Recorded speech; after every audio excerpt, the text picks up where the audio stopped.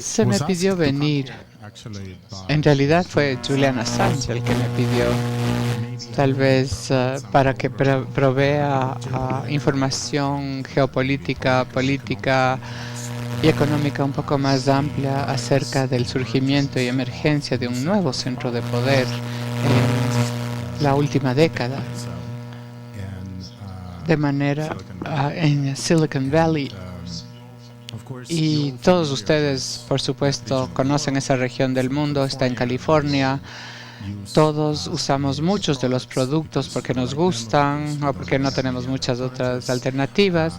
Todos conocemos el creciente poder de la ubicuidad de Google, Facebook y otras firmas. Y tendemos a tratarlos como servicios de consumo, de consumidores, como productos alhajas, simpáticos, que hacen la vida más fácil. Y tenemos pocas preocupaciones. Pero lo que quisiera argumentar en mi charla e intervención ahora es que finalmente tenemos que ser menos ingenuos y más sofisticados. Las firmas de tecnología, especialmente en Silicon Valley, representan una nueva frontera del capitalismo, representan una transformación particular del capitalismo, están muy cercanamente alineados con la geopolítica del Estado estadounidense, no solo en cuanto a tecnología, sino también a estrategias económicas, consistencia en imponer el neoliberalismo y el mercado libre desde su punto de vista en el mundo. Los que quieran entender cómo funciona el capital, cómo se legitima hoy en día para la gente que tiene que entender que todas estas firmas. That also means that anybody who is thinking about questions like sovereignty, right, also has to figure out what kind of role technological sovereignty would play in the future. Because clearly it's not just in terms of energy or food or maybe finance that sovereignty can be established today. There is also a huge dependence on this new technological sector, and I think we have to figure out how we can become more robust given that its power is growing. Having said that, let me outline a little bit how I see, from a purely functional perspective, the role that Silicon Valley plays today in contemporary capitalism. Right? I think the best and easiest way to think about it is to imagine that these firms and platforms offer capitalism a new way of buying time, so to say. Right? There is a general crisis that capitalism has run into, and it doesn't know necessarily how to resolve it, and that crisis is both financial, it's military, as we are now seeing with the influx of refugees from the Middle East and Europe. That crisis is also spiritual, with more and more people. Hay una crisis espiritual, cada vez más gente deja de creer, y el rol que juega la tecnología en este punto es una forma de ayudarnos a soportar un régimen que de otra forma es bastante explotador y nos está explotando y espiándonos de muchas formas. Permítame explicarles, si es que uno piensa sobre la emergencia, el surgimiento de Google y Facebook, lo primero que notamos es que nunca pagamos por sus servicios, ¿no? Técnicamente los usamos gratis, no se nos cobra. Uno por email, uno puede enviar 5,000 emails o nadie paga por esos emails. Y creo que esta es la primera señal de que algo raro está pasando y de que hay alguien más que está recogiendo esos costos, porque claramente, si es que miramos al pasado en formas en que las sociedades y los gobiernos han pagado sus comunicaciones, hubo dinero involucrado, ¿no? Teníamos Teníamos los correos que tenían que ser subsidiados por los estados, tenían que tener algún sistema de correos, de librería, que claramente tenían que ser subsidiados y pagados de los impuestos. Teníamos este sistema de averiguar, de compartir e identificar información. Eso existió durante mucho tiempo antes de este nuevo tipo de tecnología que el capitalismo ha emitido. La nueva frontera está claramente subsidiada para algún actor de dinero. No es nuestros impuestos ni el gobierno, es alguna industria que ha buscado la forma de ofrecer servicios gratuitos para los usuarios, de manera que sigamos con los exploradores sin pagar, el email sin pagar, etcétera.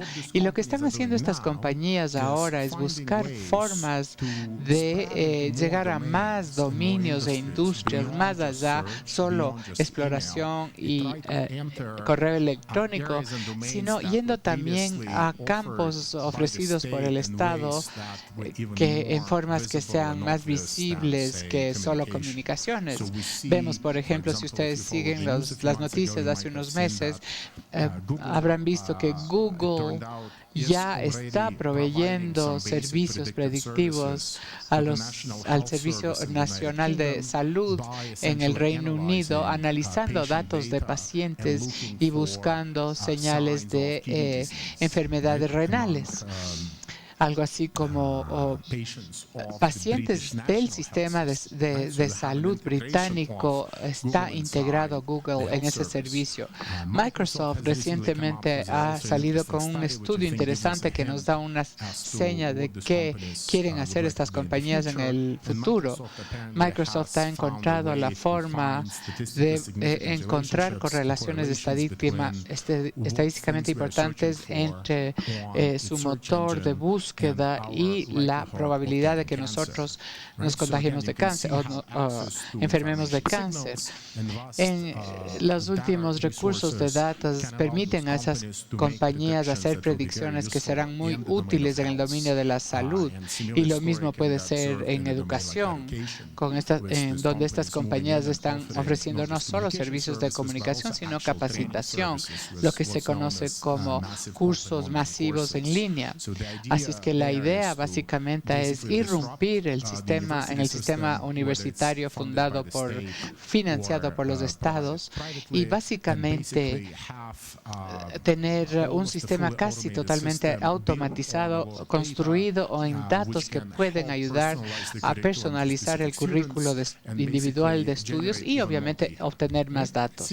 Lo mismo puede decirse en transporte, con el surgimiento de carros autónomos y transporte autónomo. Hay nuevamente la segregación de datos que permiten proveer servicios.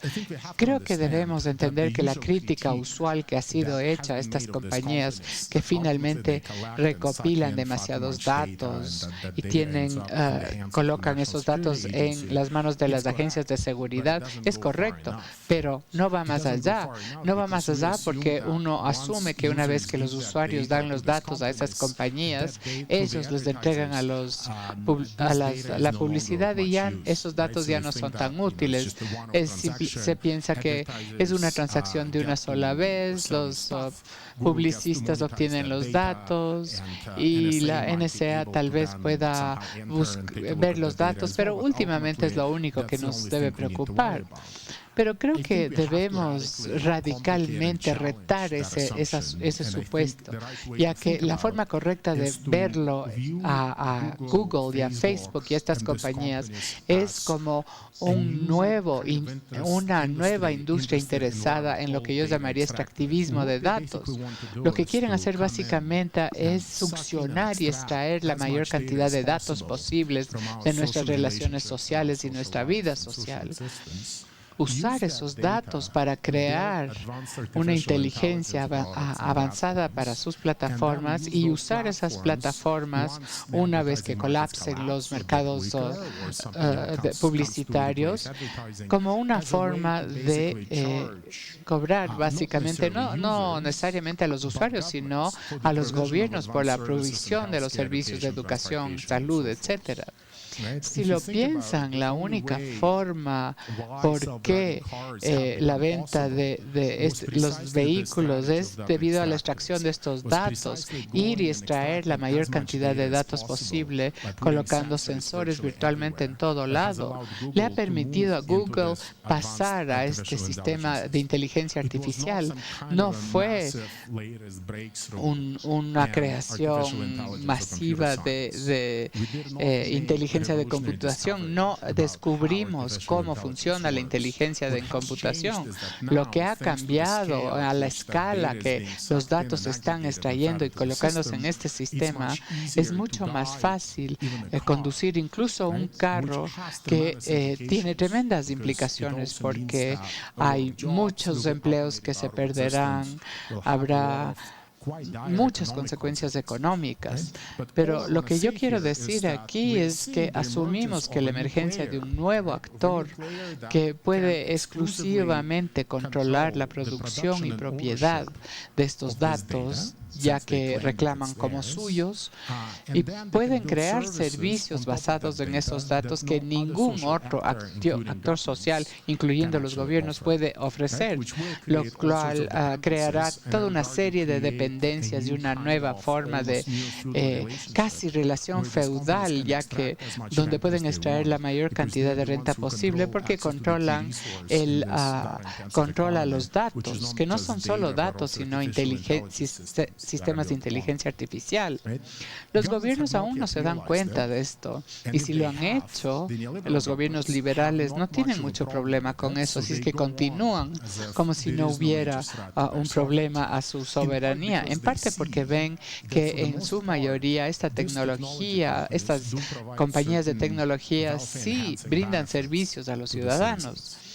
Finalmente, si Google puede ayudarles a ustedes a minimizar lo que ustedes pagan por transporte, si con su termostato inteligente puede ayudarles a minimizar lo que tienen que pagar por energía, si Google puede ayudarles a minimizar lo que pagan por salud, comunicaciones, etcétera, para los ciudadanos que están luchando con los ingresos, es algo bueno en realidad. Así es que hay cierto beneficio transversal de esos monopolios que los gobiernos que han dejado de lado las luchas económicas acepta. Creo que tenemos que entender que esto explica por qué no es incorrecto pensar acerca de la industria de tecnología en forma análoga a la industria que ofreció algo de valor y beneficio antes, y fue una forma de asegurarse de que la gente pobre que no podía costearse casas o bienes de consumo obtuvieran créditos en términos que querían, no importa si podían pagar o no. Algo similar están pasando con los datos y los servicios de estas firmas. Hay otro aspecto que creo que es aún más peligroso al surgimiento de estas plataformas y firmas, que es la forma en que nos permiten, una vez más, enfrentar las consecuencias de de la desaparición de empleo al convertirnos en empresarios a tiempo completo. No es una economía en donde compartimos realmente cosas, que podría ser bueno, sino una compañía que es una economía que es mayoritariamente neoliberal, en donde tratamos de colaborar todo lo que sabemos, relaciones sociales, apartamentos, todo, como una mercancía que puede alquilarse y ponerse en circulación y que se tornará en algo que nos puede ayudar a generar ingresos para enfrentar las consecuencias de la crisis financiera financiera. Compañías como Uber y Airbnb también representan algún tipo de subsidio a la población escondida que golpeada por la crisis, porque son esas compañías las que permiten a la gente tener efectivo en tiempos difíciles, comprando y vendiendo su empleo a Uber o sus apartamentos a Airbnb.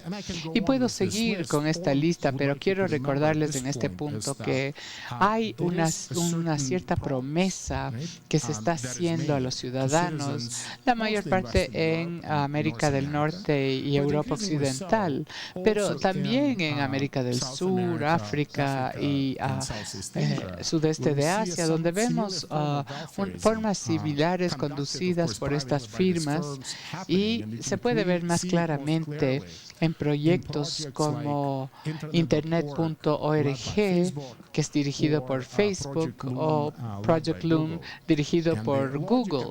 La lógica detrás de esos proyectos es ingresar básicamente en un país que puede ser pobre sin un sistema robusto de comunicación y hacer negocios con los operadores locales, de manera que la gente en ese país pueda tener un acceso mínimo a sitios como Facebook, como Google, gratis, mientras el resto del interés tendrá que ser cobrado y tendrá que ser pagado de su bolsillo. Así es que es una movilidad limitada la que se ofrece bajo la frase de inclusión digital, porque esta es la forma de obtener más gente en línea, y lo que está en línea es una porción limitada de Internet, porque cualquier sitio, cualquier aplicación que quisiera llegar a ustedes como usuario necesita canalizar a los usuarios a través de Facebook.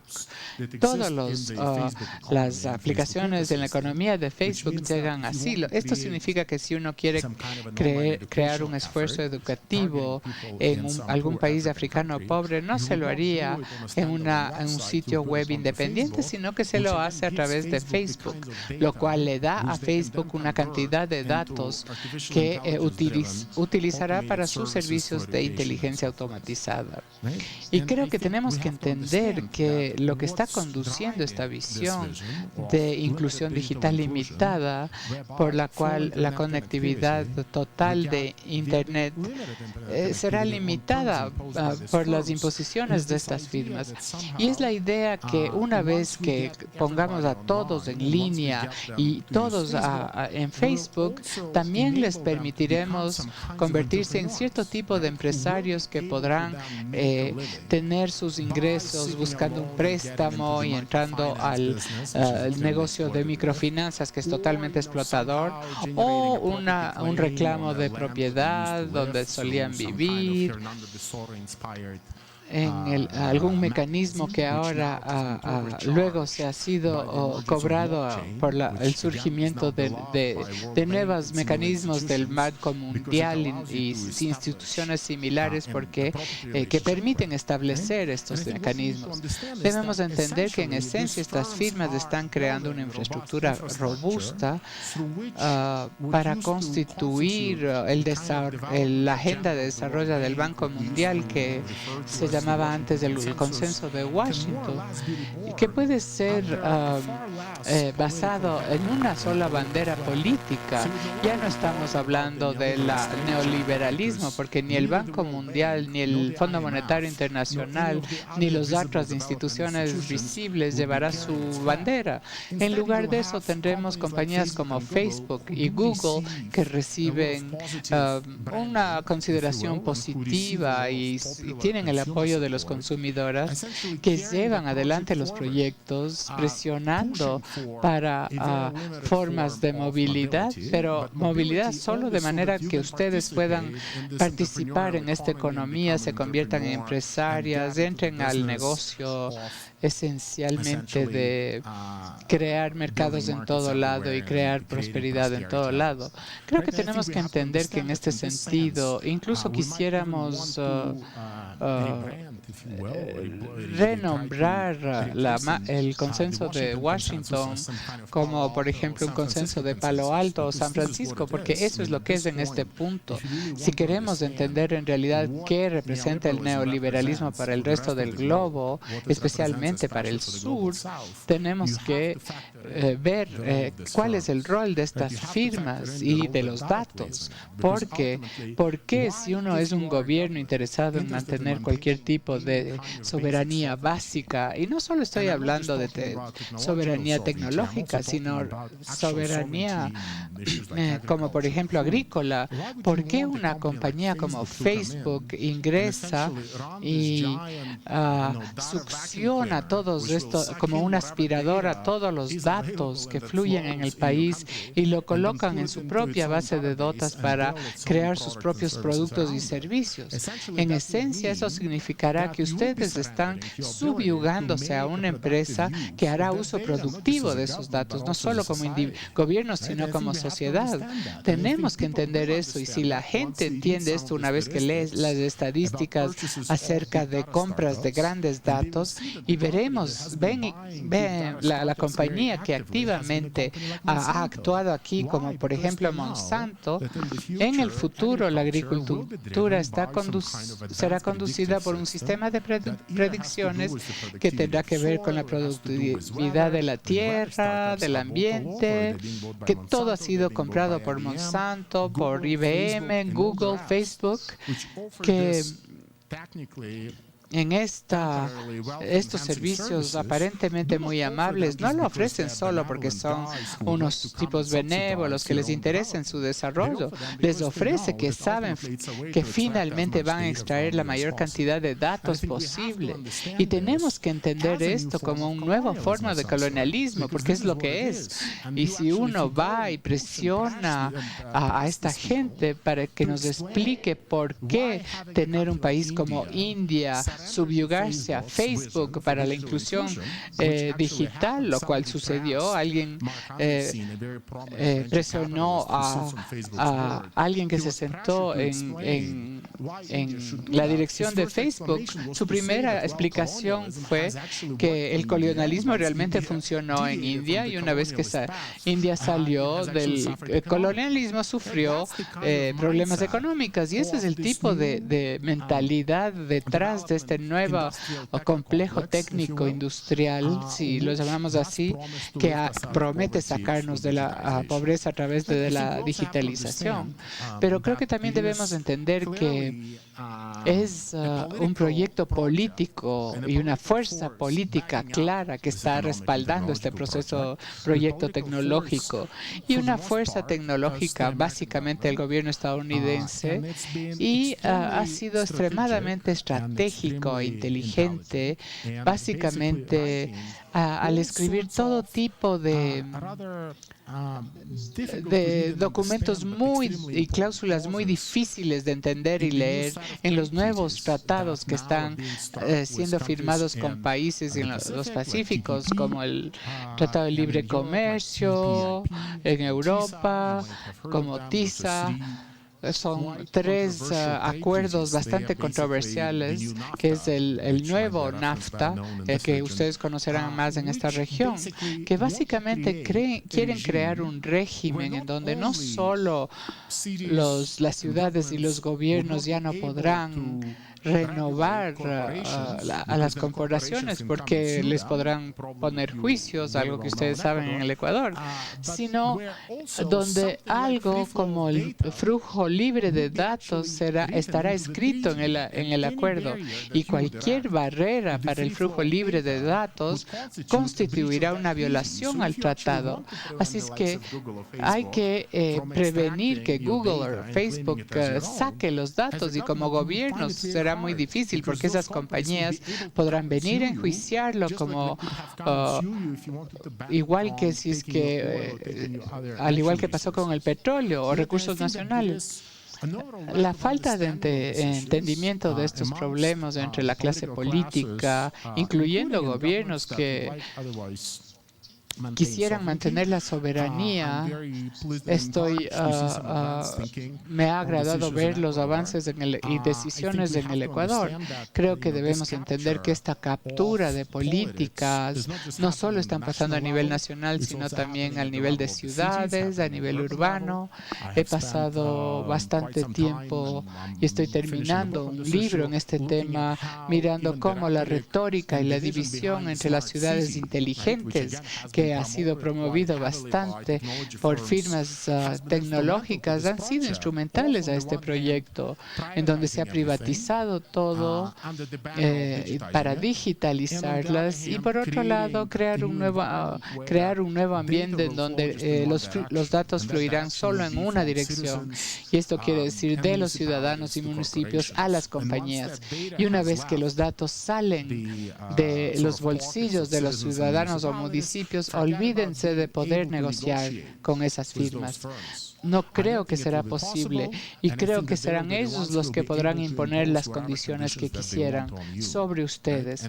Y creo que la única forma en la que este sistema puede ser revertido y funciona en el interés de los ciudadanos sería creando alianzas entre las ciudades también, porque las ciudades también enfrentan problemas similares.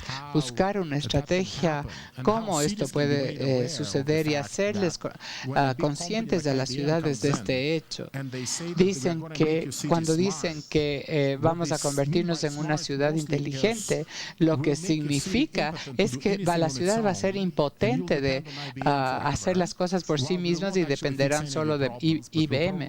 No solo que no se resolverán los problemas, sino que se empeorarán. Las ciudades tienen que conocer qué significa la marca de inteligente. Estas firmas, a pesar de cuánto nos impresionan, tenemos que no tenemos que pensarlos como Steve Jobs, un benefactor, imaginando todos estos futuros utópicos. Esta no es la historia real. La historia real es que estas firmas están muy bien integradas a los mercados financieros globales, tienen grandes capitales financieros, tienen gente que hace lobby. Google es una de las compañías que gasta más en lobbying más que otras compañías, como tienen agendas que están presionando, y no es el tipo de industria benévola que pensamos solo cuando usamos sus productos como Facebook y Google. Tenemos que tratarlos como una industria con una agenda organizada. Tenemos que recuperar el término como Big Data, grandes datos, y empezar a usarlos con el mismo significado como si como el gran petróleo, la gran industria agrícola. Es necesario entender que tienen una agenda que consiste en transferir más poder a las compañías mientras usamos sus servicios en toda la vida. Y tenemos que buscar la forma de cómo reclamar el poder. Las ciudades tienen que pensar en conjunto la forma de subsistir y resistir a esta invasión. Y también tenemos que empezar a pensar en nuevas formas de propiedad de datos y formular y articular cuál sería un acuerdo razonable que no solo consista de un régimen de propiedad privada, sino los datos generados por nosotros. Sé que ha habido muchos progresos en el Ecuador en este tema, pero quisiera que pensemos en forma colectiva cómo podemos presionar detrás esta visión estadounidense de que los datos en total es sujeto de la ley de propiedad intelectual, y tenemos que ver la forma cómo pensarlo solo como una mercancía. Pero creo que también tenemos que tener una visión más realista y no enfocarnos solo en los datos, porque finalmente nuestra capacidad de usarlos y hacerlos útiles depende de nuestro acceso a la infraestructura. Si no tenemos la infraestructura correcta, analizar todos esos datos y todo lo que sale de eso, esos datos serán inútiles, pero los únicos actores que pueden actuar son corporaciones como Google.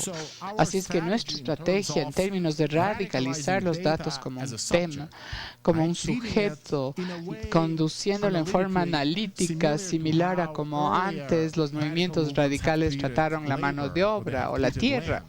Hay una forma en que realmente podemos radicalizar esta discusión y empezar a hacer preguntas en donde los datos solo son una mercancía ficticia, pero también tenemos que ver una forma de articular cómo podemos reclamar, reconstruir y redesarrollar la infraestructura tecnológica a través de la que podemos recopilar los datos y analizarlos. Y tenemos que entender eso muy rápidamente, porque el resto de la economía dependerá de esa infraestructura en la misma forma en que ahora nos basamos en carreteros y cosas así.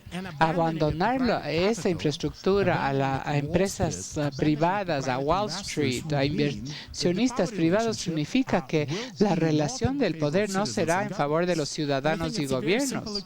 Queremos tener cierta autonomía de cómo queremos ejercer nuestro poder sobre la infraestructura, en qué camino y qué tipos de beneficios podremos tener los ciudadanos de la infraestructura. Creo que la única forma de tener sentido es tratar de reinsertarnos, como dije al inicio, Silicon Valley y la tecnología industrial al actual estado del capitalismo, que ya no puede confiar en la industria financiera para mantenerla a flote. Ha llegado con se ha topado, necesita un nuevo aliado.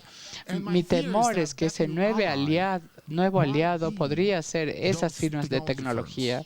Y a diferencia de Wall Street y a diferencia de las compañías de bienes raíces y financieras, la diferencia con Silicon Valley es que Silicon Valley también está en acuerdo con los militares y armamentos y tienen mucho mejor capacidad de controlar nuestro comportamiento en la forma en que los bancos aún no pueden.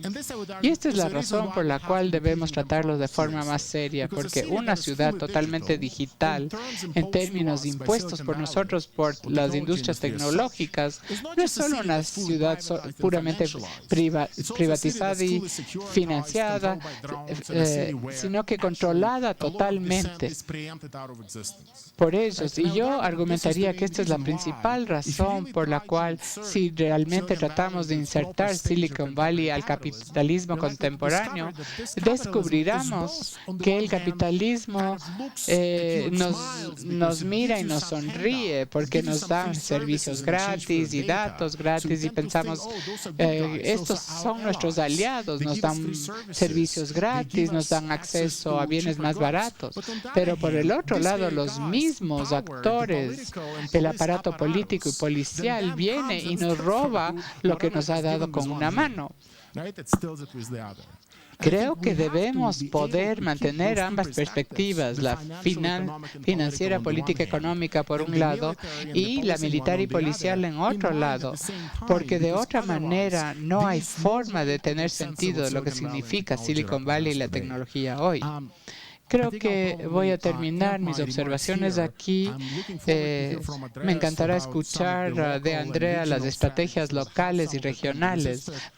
Si ustedes tienen interés, puedo explicarles lo que está pasando en Europa con algunos de los esfuerzos de resistencia no muy exitosos en España y en España y otros lugares. Hay ciertos desarrollos interesantes que están sucediendo en Rusia con respecto en términos de hacer una estrategia tecnológica. Me gustará responder preguntas, pero lo paso a Andreas. Muchas gracias. Bueno, muy buenas tardes a todos y a todas. Gracias por estar acá, gracias por darse su tiempo de participar en esta conferencia tan clave para el punto, un hito de la historia de la humanidad que creo que todos ojalá podamos recordar de lo que hemos escuchado en estos días por la trascendencia que tiene, aunque no queramos darnos cuenta o no nos demos cuenta. Pero aquí se han discutido elementos claves con mucha visión prospectiva y creo que todos tenemos que empezar a tener esa visión, sobre todo a quienes veo aquí muchos compañeros, amigos jóvenes, que vamos a tener que lidiar con un planeta gobernado por estas fuerzas, y la pregunta será si, digamos, nuevamente en este ciclo tecnológico que se viene, dejamos que nos gobiernen o pensamos apropiarnos nosotros mismos, empoderarnos de nuestro propio futuro o ser meros actores pasivos de eso. El día de hoy voy a hablar de dos temas. El uno es una especie de diagnóstico sobre el rol de la tecnología y su vínculo con el capital financiero, y voy a plantear algunas ideas, porque no nos alcanza el tiempo para más, de cómo plantearnos lo que sería un paradigma de la soberanía tecnológica del conocimiento y pasos de cómo llegar allá en países como el nuestro, como el Ecuador. No voy a discutir elementos vinculados a las protecciones individuales, derechos de la privacidad, derechos civiles de los como usuarios o consumidores. Pues bueno, respecto a esto ha habido bastante discusión en los últimos años y meses, y pueden escuchar muchos de esos argumentos del aparato liberal. Yo más bien me quiero concentrar en algunos elementos de cómo no vivimos una soberanía tecnológica del conocimiento, cómo eso se relaciona con el capital, insisto, y bueno, cómo podernos plantear un paradigma en ese sentido. Primero, les invito a reflexionar un momentito. Cuando nosotros nacemos, por ejemplo, aquí en el Ecuador, y somos criados por nuestras madres, fundamentalmente quienes nos insumen con los primeros contenidos de conocimiento que tenemos, que es el lenguaje, nuestro idioma, para la gran mayoría de los ecuatorianos esa primera lengua es el español. Sin embargo, en términos del contenido global, de los contenidos globales publicados en revistas, el internet, libros, periódicos, contenido musical, contenido dramatúrgico, etcétera, es decir, todos los contenidos científicos, el 90% más está publicado en otro idioma, que es el inglés.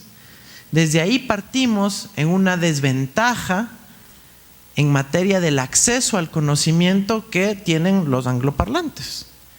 Ahora, con esto no estoy diciendo no usemos inglés, al contrario, estoy mostrando una desigualdad, una asimetría natural existente por razones históricas y demás, pero que es una realidad. Y desde que nacemos estamos ya en una desventaja en términos del acceso al conocimiento, porque al menos que no sepamos leer el inglés, no podemos incorporar ese conocimiento a nuestra conciencia, a nuestra mente. Entonces tenemos que aprender inglés. Los anglófonos no tienen que aprender inglés porque ya saben naciendo inglés. Entonces, comenzamos por ahí. En términos del conocimiento científico, la gran mayoría de revistas científicas que están indexadas o que se consideran, digamos, de prestigio, en donde se acepta como ciencia el contenido que ahí se publica, evidentemente son publicadas por empresas del sistema anglosajón, tanto norteamericanas como del Reino Unido. Ellos controlan más de 2/3 del negocio, del mercado de las revistas científicas, con lo cual nuevamente se genera una asimetría, primero por razones culturales y de proximidad, y segundo por razones de acceso, porque para poder acceder a esa revista científica y su contenido, bueno, pues hay que pagar en dólares y hay que acceder a ellos. Es decir, el conocimiento no está donde nosotros, por lo menos el de las ciencias, las journals. Otra reflexión en materia del idioma también. El lenguaje de programación. ¿Dónde han visto ustedes un software cuyo lenguaje sea en quichua o aymara o español? Los comandos con los cuales nosotros interactuamos, humano, computadora, están en inglés, o derivaciones de inglés simplificado, etcétera, ¿no es cierto? Pero cuando hablamos de cualquier lengua de programación informática mediante el cual damos instrucciones los humanos a las computadoras, es en inglés. Y nuevamente se genera esta brecha de conocimiento que es explícita. Bueno, pues nos aprendemos inglés y podemos luego empezar también a hablar a las computadoras.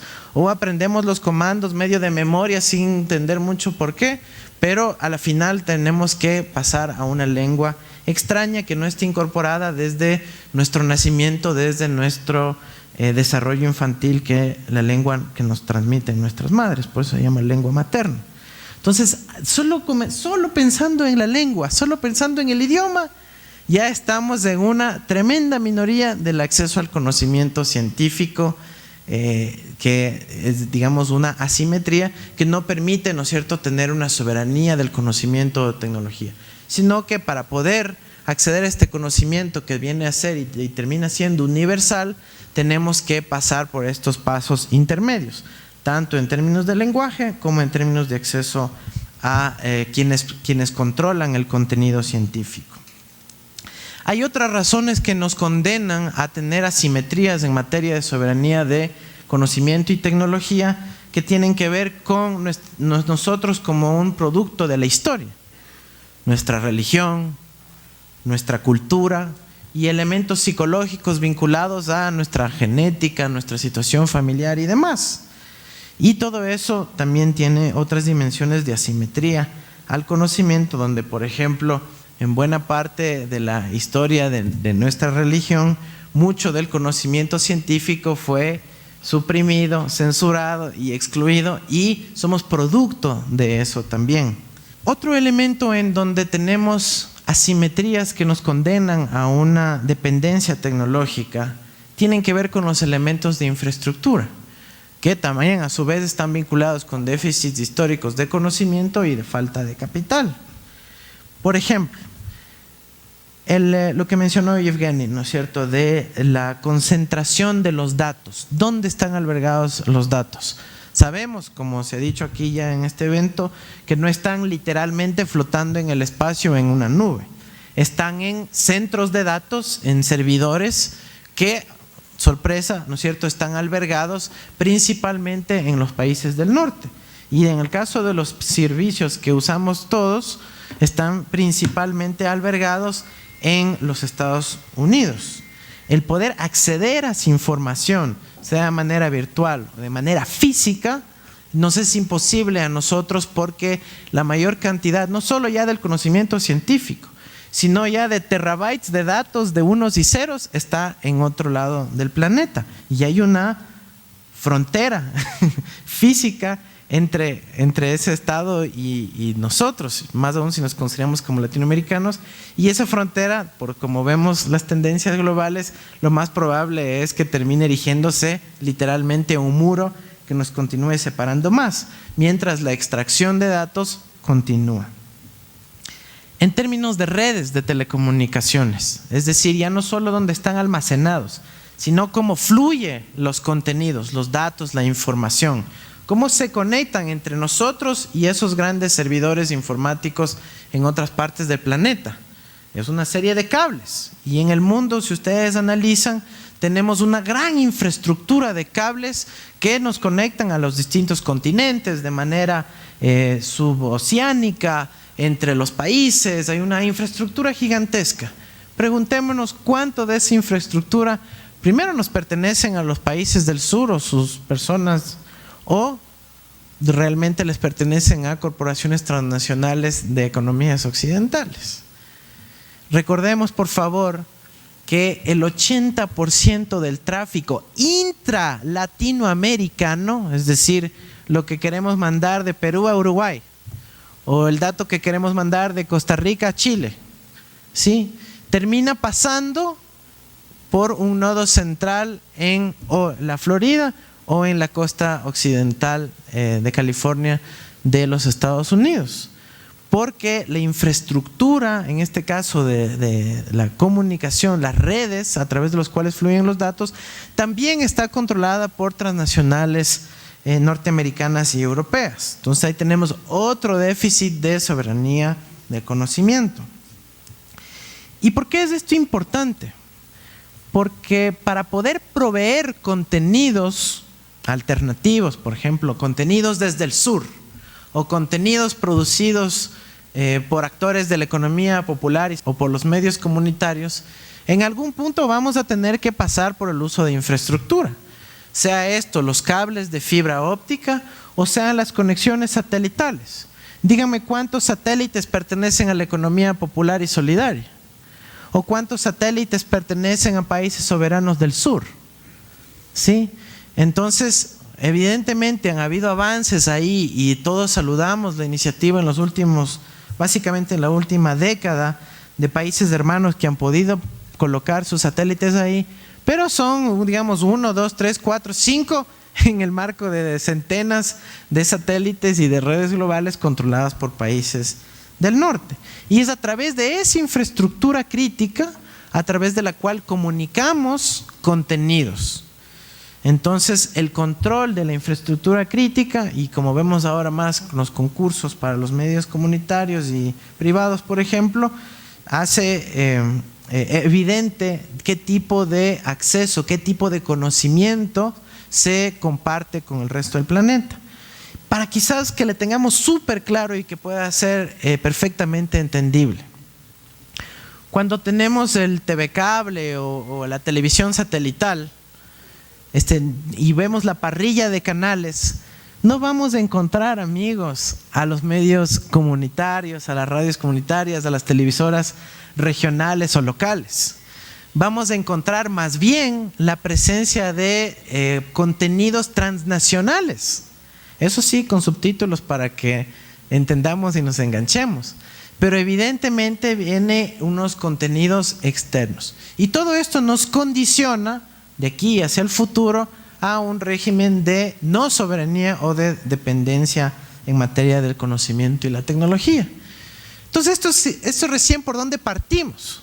Entonces partimos con estas condiciones inmensamente asimétricas y desiguales de cómo nosotros nos relacionamos con la generación y cómo se comparte el conocimiento a nivel planetario. Y bueno, pues decimos, bueno, vamos a la soberanía tecnológica. Hay muchos pasos que tenemos que cumplir, siquiera para poder acercarnos a la dimensión en términos cuantitativos de la magnitud del esquema de construcción de dependencia tecnológica que hemos estado viviendo y en el cual hemos estado desenvolviéndonos. Entonces, la solución no puede ser que, bueno, yo con mi pequeña organización comunitaria vamos a luchar contra este gran conglomerado. Podremos hacer esfuerzos y de ninguna manera estamos buscando suprimir ese tipo de esfuerzos, pero lo que necesitamos es la unión de esas iniciativas locales, la unión de iniciativas soberanas o nacionales para poder tener planteamientos regionales desde una perspectiva de identitaria vinculada a los pueblos del sur, o en nuestro caso Latinoamérica y el Caribe, para poder siquiera plantearnos una negociación con esas macrofuerzas que controlan los contenidos del conocimiento, los contenidos del flujo de información y la tecnología. Sobre este punto voy a hablar un poquito más adelante. Vamos a una siguiente dimensión de la dependencia tecnológica, el caso del software. ¿Sí? En términos del software, de los sistemas operativos, de la mayoría de los celulares, no solo ya de nuestro país, sino del planeta, es de una empresa. El 90% pertenece al sistema operativo Android de Google. ¿Sí? Una empresa controla el sistema operativo del 90% de los teléfonos inteligentes del planeta. ¿Sí? ¿Y dónde está esa empresa? Bueno, es evidente. El punto que quiero mencionar es que a nivel sistemas operativos de teléfonos inteligentes, de computadoras de escritorio, de servidores centrales, la gran mayoría tiene software de empresas transnacionales extrarregionales, en donde no solo que tenemos que pagar una regalía por su uso, sino que además, como lo ha comentado Evgeny, estamos entregando nuestra información a través del poder que ellos manejan concentrado en la tecnología embedded, o sea, incluida en su software, ¿no? Pero para estas empresas ni siquiera es suficiente con que tenga el mercado de los usuarios, digamos, consumidores privados, sino que además han tenido estrategias sostenidas durante el tiempo y muy inteligentes de entrar a regalar su software a los sistemas educativos, a las universidades, a los institutos, a los centros de capacitación, para que esos espacios, que en muchos casos son estatales, gubernamentales, públicos, que nos pertenecen a todos, se encarguen ellos, es decir, nuestros profesores de informática, de reproducir el modelo de negocio de estas grandes transnacionales del software.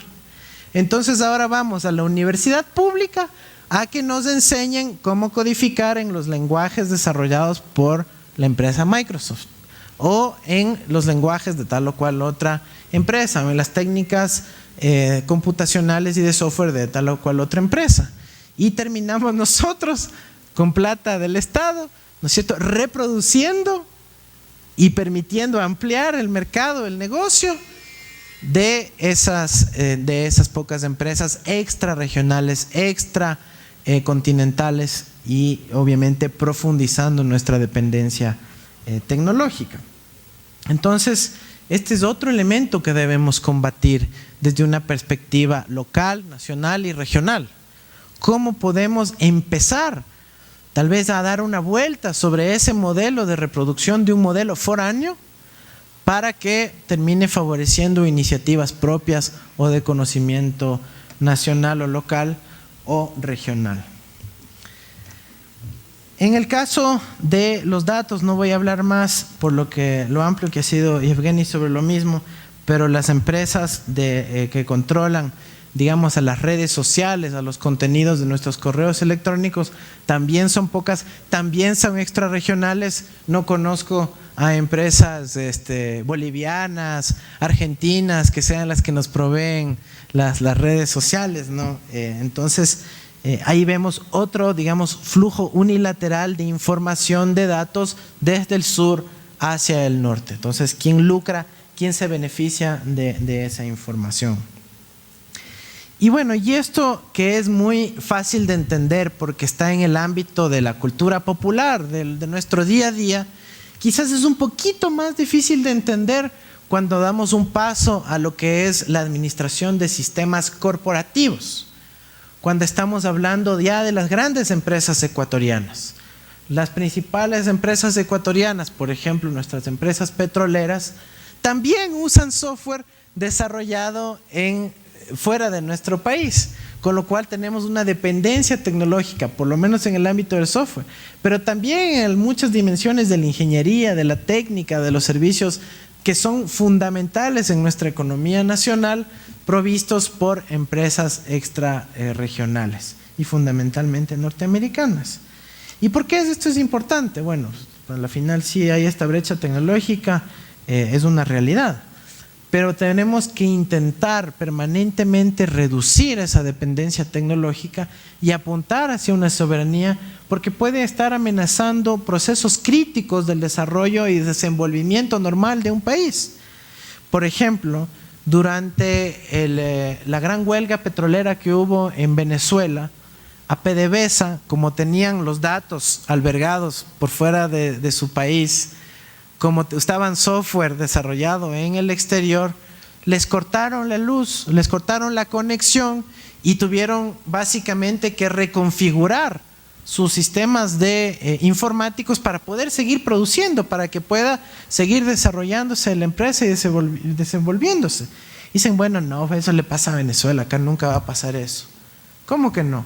Cuando el Ecuador en el 2006 toma la decisión soberana de declarar la caducidad a la OXI, el famoso bloque 15, no sé si ustedes recuerdan, algunos compas se les ve bastante jóvenes, el bloque 15 era controlado por la empresa OXI, y la empresa OXI obviamente manejaba todos sus datos en el exterior y tenía el control de los sistemas informáticos de la producción de petróleo ecuatoriana. Y terminó en el momento que se declaró la caducidad, bueno, pues nos cortaron la luz, nos cortaron la conexión a esos datos y los ingenieros locales se vieron realmente, digamos, con las manos vacías, sin la posibilidad de inmediatamente continuar la producción. Hasta que, bueno, pues se desarrollaron alternativas locales, nacionales o de sustitución de proveedores. Pero esto es un elemento adicional. Y no se imaginen además como otros países, inclusive sus datos nacionales de los registros civiles, están tercerizando a empresas transnacionales para que administren su información. ¿Qué pasa si alguien pone delete? ¿Ya? Entonces lo que dice Evgeny no es una cuestión del futuro, que algún día empezarán estas empresas a controlar los datos y a vender servicios al gobierno que son fundamentales para el desenvolvimiento de una sociedad, sino que eso ya está ocurriendo. Si no, analicen el reciente caso peruano, en donde se entregó la administración de datos del registro civil a empresas foráneas para que alberguen ahí los datos de los ciudadanos peruanos. Fue un escándalo medio, digámoslo así, en la prensa peruana, pero no pasó de un par de días de ruido. Entonces, estas son cosas concretas que ya nos está ocurriendo como región y que no tenemos la más mínima pista de cómo todavía responder de forma articulada, organizada y de manera soberana. Hay iniciativas todavía en el ámbito legislativo en el planeta, como el marco civil en el caso de Brasil, el Safe Harbor en el caso europeo, pero que ni de lejos se acercan al tipo de amenazas que nos enfrentamos en nuestra región. Pero esto tampoco ocurre en un vacío, ¿no? En donde es, digamos, la realidad del mercado hace que esta dependencia ocurra, etcétera, ¿no? Para esto existe una institucionalidad global que es bastante poco conocida, pero es poco conocida y no tenemos siquiera idea de dónde se toman estas grandes decisiones de gobernanza global, del internet, de los datos, del manejo de la información, de los flujos de comunicación. Seguramente son elementos súper técnicos que nosotros, pobrecitos los ecuatorianos, no tenemos capacidad de entender y por eso no nos hemos enterado que existe. No, pues muchas de estas organizaciones operan sin una agenda pública y abierta, y hay muy poca participación de los países soberanos y de organizaciones sociales vinculados a esta visión prospectiva de defender nuestra soberanía tecnológica. Pero estamos hablando, por ejemplo, de la Unión Internacional de Telecomunicaciones, donde muchos de estos planteamientos, entre comillas, técnicos, de ingenieros, que ¿cómo nos vamos a meter en esas cosas técnicas? No, en esas cosas técnicas es donde están las soluciones, donde están las discusiones sobre qué va a pasar con el futuro de nuestros países. En la OMPI, la Organización Mundial de la Propiedad Intelectual, donde se discute actualmente, en estas semanas, se discute cómo va a ser el manejo de los datos personales, propiedad de quién mismo es. Una vez que ya está esa información depositada en los servidores de Facebook, ¿es tu propiedad o es propiedad de la empresa de Facebook? Y si es así, ¿está protegida por derechos de propiedad intelectual o no? ¿Ya? Todas estas discusiones sí se están dando y se dan en estos organismos, pero nosotros ni nos enteramos. El comité ADPIC de la OMC, de la Organización Mundial de Comercio, está dividida en varios consejos y comités, y uno de estos comités es el Acuerdo de Derechos de Propiedad Intelectual relativos al comercio, se llama ADPIC, y ahí también se discute permanentemente qué tipos de medidas se pueden tomar o no en relación al comercio de datos, de información, de conocimiento. Y por ejemplo ahí se han discutido elementos muy importantes, por ejemplo cuando Brasil decidió retaliarse en contra de los Estados Unidos en materia de propiedad intelectual. Hay espacios que podemos intentar incidir, como el Instituto de Tecnologías de Información para la Educación de la UNESCO, que está ubicado en Moscú, que seguramente nadie conoce, y que, bueno, ahí también hay discusiones sobre el desarrollo tecnológico y su rol en la educación. Sorpresa, sorpresa, analicen el directorio de ese instituto y cuánta gente ahí realmente ha llegado a plantear una necesidad de una agenda de soberanía tecnológica en donde las instituciones educativas no sean meros reproductores del modelo de negocio de las empresas transnacionales tradicionales. Hay más, la gobernanza del Internet, un asunto que se está discutiendo en el planeta, que se ha abordado aquí en CIESPAL en anteriores ocasiones, pero tenemos organizaciones como la IANA, que es la autoridad de lo que les llaman numeración del Internet, las direcciones IP y los nombres que pueden tener los dominios de Internet, ¿no es cierto? Por ejemplo, ciespal.org, ya eso tiene que seguir unos protocolos, unas reglas y así. O los dominios finales, ¿por qué Ecuador le tocó .ec?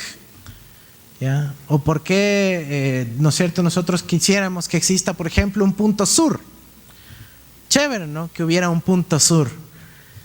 Ya, pues preguntémonos qué pasos tendríamos que hacer, con quién hay que hablar para que el mundo, el Internet, cree un .sur y podamos, por ejemplo, tener la página del Banco del Sur, banco.sur, o de Telesur, tele.sur, porque al final es una señal de recuperación semiótica para nosotros de un espacio del Internet. Pero como tiene esa representatividad semiótica, simbólica, decimos, bueno, vamos a averiguar con quién tenemos que hablar para que creen este dominio, y resulta que tanto IANA como ICANN, que es la International Corporation vinculada a la numeración del Internet, son subsidiarias del Departamento del Comercio de los Estados Unidos de América. Entonces, ¿quién sabía eso? Ya, eso, así es como está gobernado el Internet, compañeros. Y recién ahora se está discutiendo, bueno, creo que hay que multilateralizar el Internet. Pero Obama, el año pasado y este año, dijo, el mundo todavía no está maduro para que tenga un control multilateral del Internet. Vamos todavía a seguir manteniendo el control del sistema de numeración, del sistema de dominios, etcétera, ¿no? Pero eso sí, para abrir .ibm, eso ya existe, ya se abrió, ya está privatizado ese dominio. Entonces, le pertenece a ciertas, bueno, a esta empresa en este caso, y bueno, y otros tantos ejemplos. Esto también se trata en el ámbito multilateral, con ciertos tratados internacionales que han ido configurando esta realidad. Un elemento clave que es el reflejo, o digamos a partir de lo cual somos el reflejo de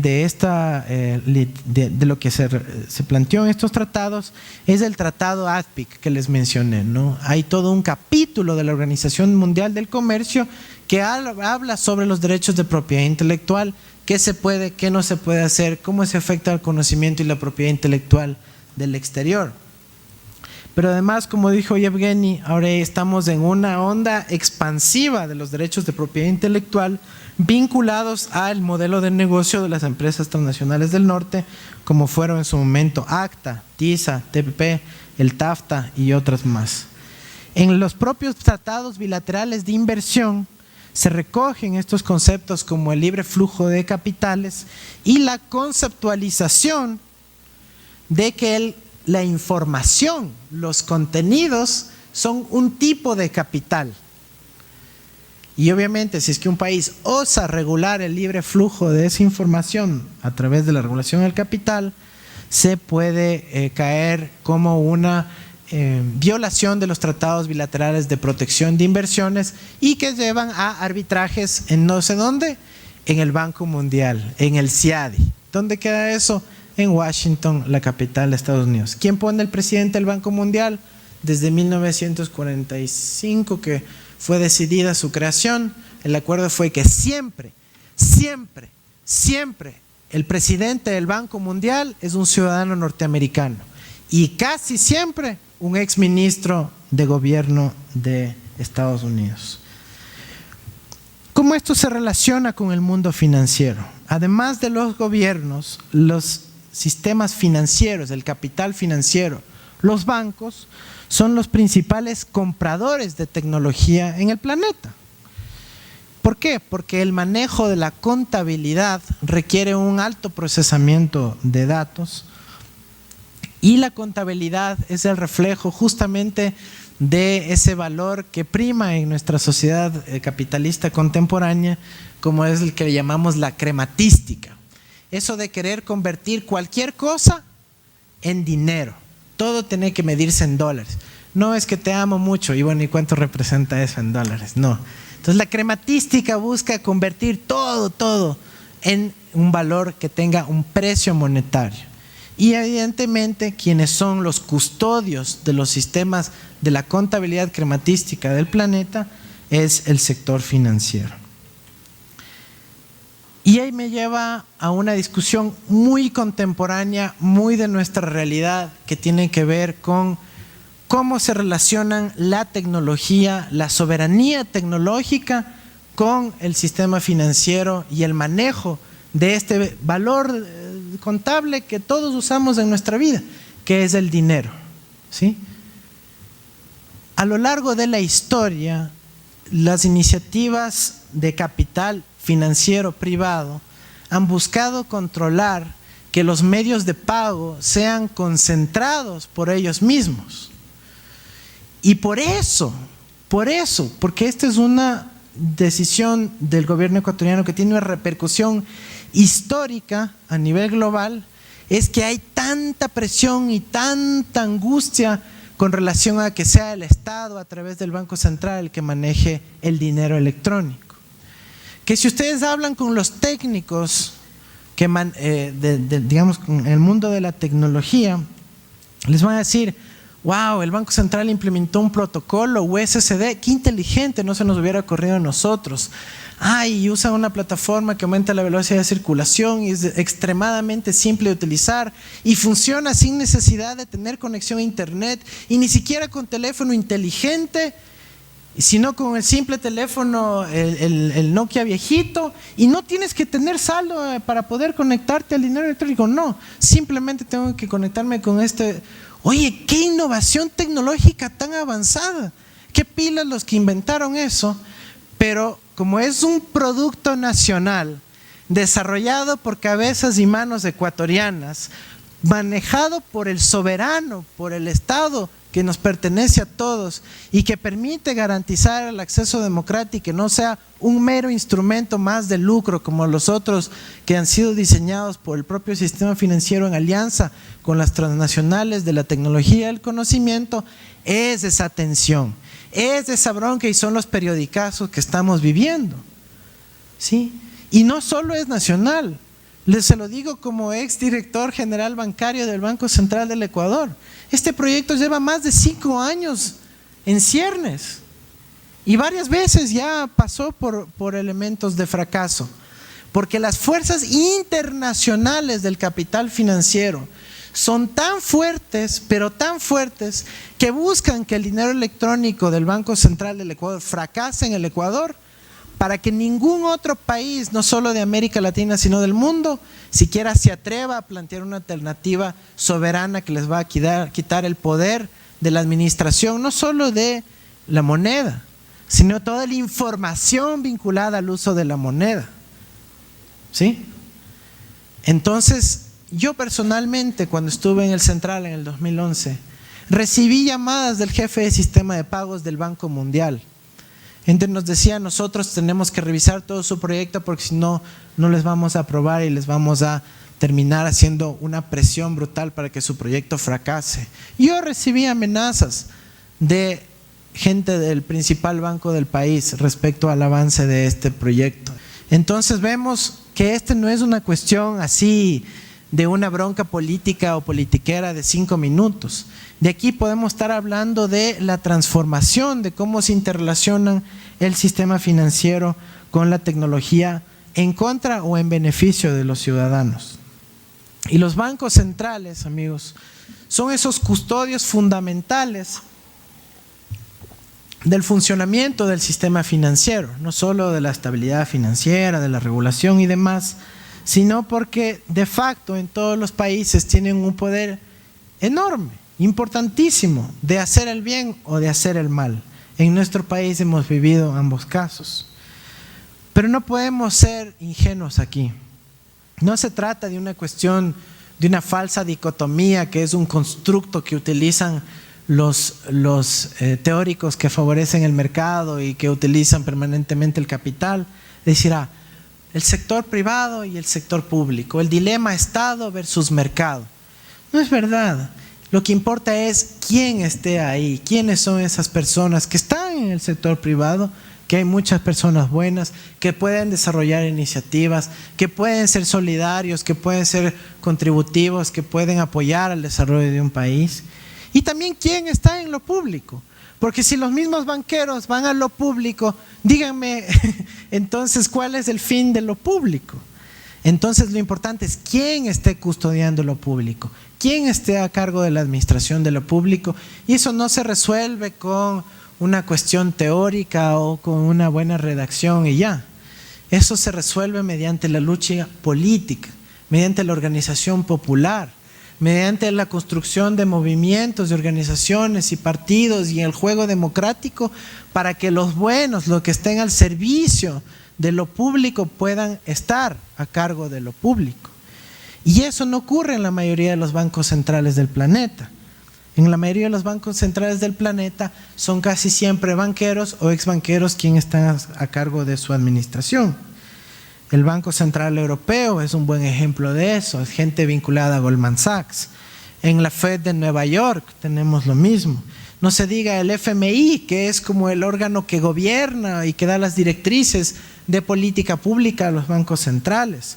Una instancia poco conocida por casi nadie, que es el Banco Internacional de Pagos, también llamado el Banco de Basilea, donde se definen las reglas mundiales que tienen que adoptar los sistemas financieros de los países.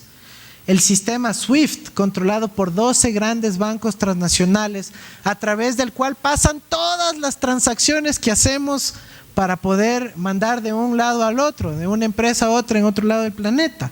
Es un monopolio global. Dirían, ay, el monopolio ojalá sea controlado por algún organismo mundial como la ONU.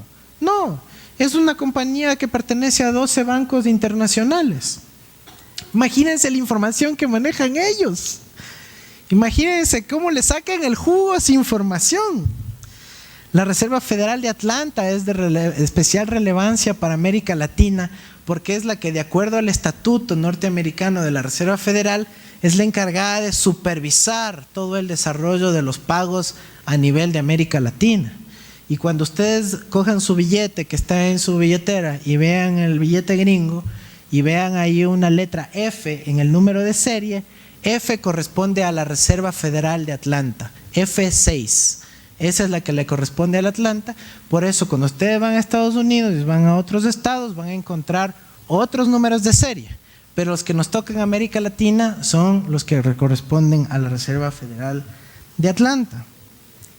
Y no se diga, bueno, pues ya a una escala aún mayor de cómo se manejan las bolsas de valores del planeta, en donde el petróleo ecuatoriano, dicen, bueno, ¿y por qué subió el precio? El barril subió, bajó, etcétera. ¿Dónde se define eso? Dicen, bueno, dirán en el puerto de Esmeraldas. No, pues bueno, afuera. Eso se define en Nueva York, en Chicago, en Londres. Las bolsas de valores de los principales productos de exportación del Ecuador y de América Latina en su conjunto se definen en los centros financieros globales, los que les acabo de decir. El precio del cacao, el precio del café, el precio del oro, el precio de la plata, el precio del cobre. No se define por los contratos que soberanamente haga Codelco, la empresa estatal de cobre chilena, y cuánto decida vender a sus compradores chinos. No, ellos vean a cuánto está la bolsa de valores del cobre en Chicago. Bueno, pues eso más un diferencial, ese es el precio. Y bueno, ¿y cómo definen en Chicago? ¿Quiénes son los principales que manejan las cuentas de transacciones de valores en esos bolsas de valores planetarias?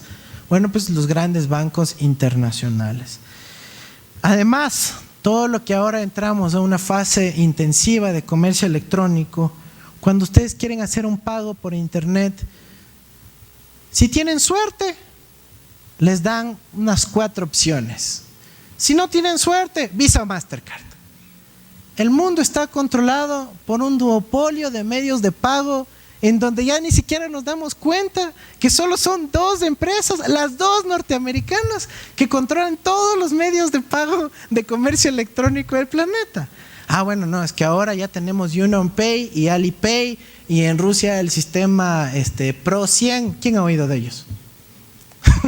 En el mundo de facto todavía tenemos el monopolio de los medios de pago en dos empresas vinculadas al norte.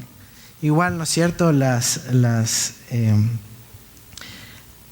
los medios de pago, en este caso tarjetas de crédito y débito, están monopolizadas, y no solo que, digamos, también les pagamos comisión por cada vez que corremos la tarjetita en el sistema del DataFast, ¿no es cierto?, sino que ellos tienen tremenda información del patrón de consumo de todos ustedes, porque saben cada una de las transacciones que hacemos, que estamos comprando, cuándo pagamos, en dónde, a quién fue el establecimiento que nos vendió, a qué hora y cerca de quién estábamos.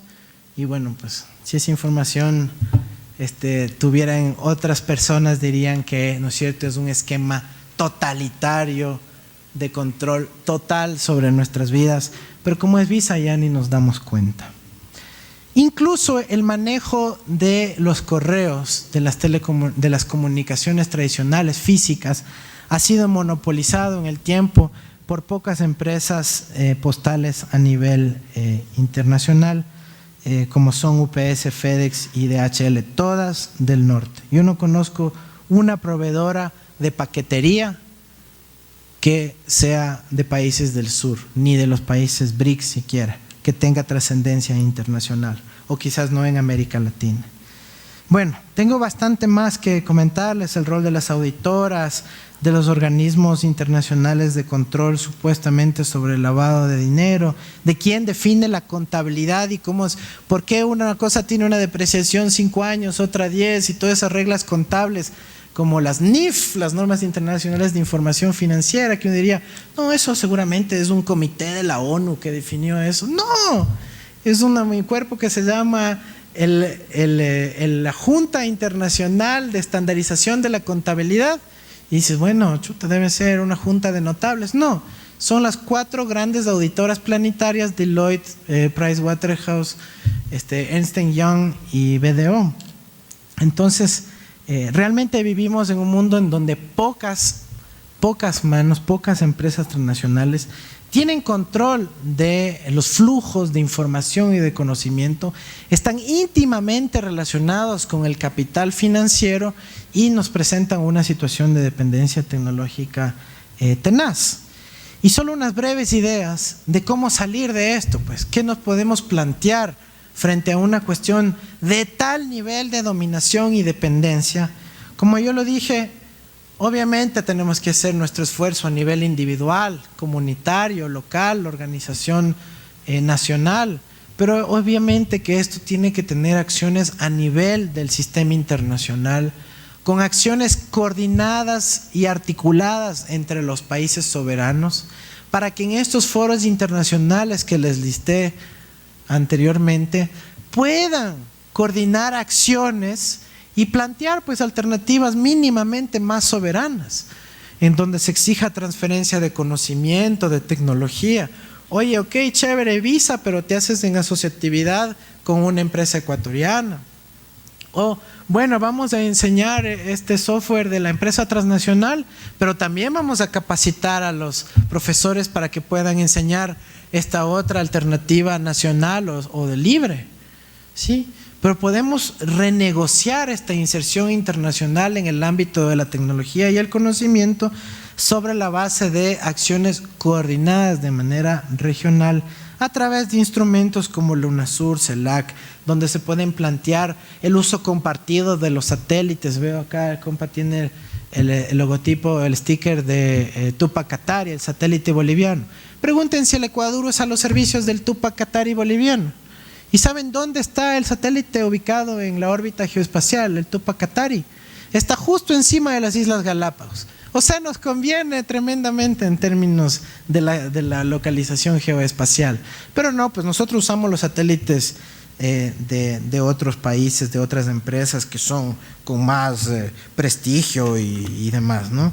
Entonces, podemos construir una alternativa uniéndonos, no solo a nivel de soberanos, sino también a nivel de organizaciones, en red, de manera transnacional también. Por ejemplo, las redes de cooperativas nacionales con las redes de cooperativas de otros países de América Latina. Las organizaciones estudiantiles nacionales con las redes de organizaciones estudiantiles regionales para proponer una agenda internacional en nuestras universidades, en nuestros sistemas educativos, pero que sea común, que escogen algunos puntos de la agenda y nos concentremos en eso para poder lograr eso. Y necesitamos mucha conciencia todavía, una gigantesca conciencia colectiva como la que nos ha provisto en esta semana CIESPAL y las organizaciones estudiantiles, de enterarnos de cómo funciona el mundo en el ámbito del conocimiento y la tecnología.